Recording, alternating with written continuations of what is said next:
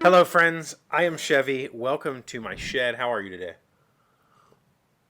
I hope you're doing well. I'm doing great. I ended up taking today off. Today was a work from home day usually, but my oldest daughter had a couple of doctor's appointments, and I just decided I'm going to take the day off. So I got to goof off a little bit this morning. We'll talk about that some other time, and then take her. But today, I want to tell you I just had an experience with Harbor Freight. If you watched yesterday's video, I unboxed these storage containers that have bins in them. This is the 20 bin storage container. And I noticed after the video, I kind of went over them all to see if there was any damages. And of course, there is one. This one right here, the little plastic hinge, you probably hear that, is all broken. And the box would probably work, but it's not what I paid for. So I called them to see what I can do to get this replaced. And the girl on the phone was really great. You know, she's like, I'll just send you a new one. It's no big deal. I'm like, great, because the closest Harbor Freight to me is like an hour, 45 minutes. But it's a drive, you know. The reason I order from them when I wanted something like this is because if you've ever ordered from Harbor Freight, I believe it's $6.99. It's $7 shipping, and that's kind of like a flat shipping. Like I ordered a motorcycle jack from them one time, which is, I don't know, 80 pounds, and it was $7. But anyway, so she's gonna send me a replacement. Done. I could drive the 45 minutes to go just hand it in and get a new one, but I don't want to do that. The point is, the point of this whole conversation is, I got my order slip here in the box, and I called the number that's on the slip. And let me give you an idea of how this works.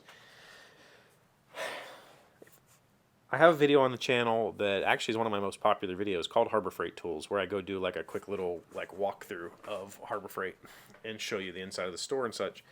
And Harbor Freight is like a wholesaler of junk. Like, there's the only way I can really describe it. I love everything I've ever bought. Well, not everything. Most things I've bought from there, I really enjoy. I have strip sanders. I have bits and nailers. All of my air guns, all of my air nailers are Harbor Freight, and they're amazing. Love them. But they sell very inexpensive because they're very low quality tools, and they're kind of just this, like, you know, their shops kind of spring up everywhere, and you can go buy $5 items from them for $5. In fact, this case that I just ordered a replacement for was $6. So I don't expect when I call them to receive some of the best customer service I've ever seen in my life. And the reason I say that is, when you call them,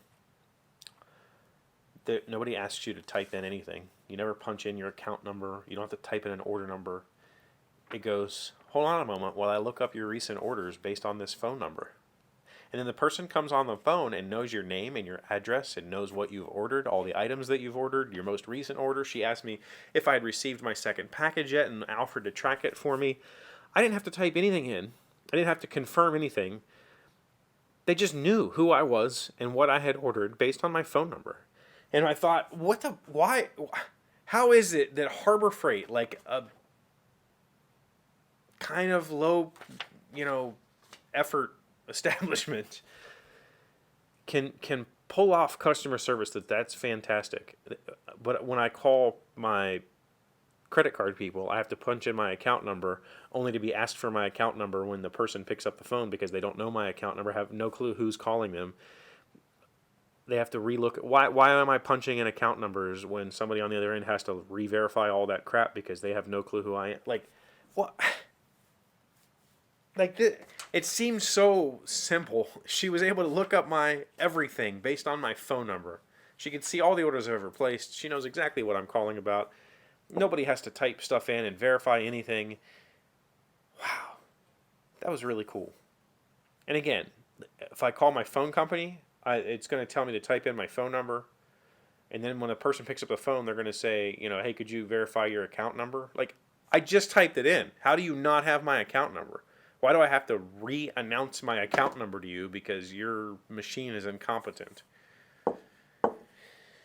And it probably has something to do with offshoring customer service to some other third party, and Harbor Freight, I'm assuming, does all of their own in-house customer service. I have dealt with them before in the past, and they've always been amazing.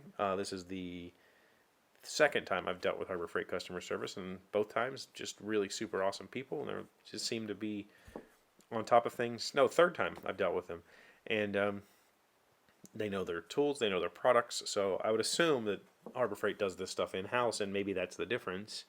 And if it is, then why would anybody take their customer service out of house? That being said, like I'm not trying to crap on customer service. I get it. You know, I have the highest respect for anybody who could do that job, do it well, and enjoy it. Amazing people, because I guarantee you they just get crapped on constantly, and very few people call in with a nice demeanor. But man, just the technology of it. Why can't my bank do that?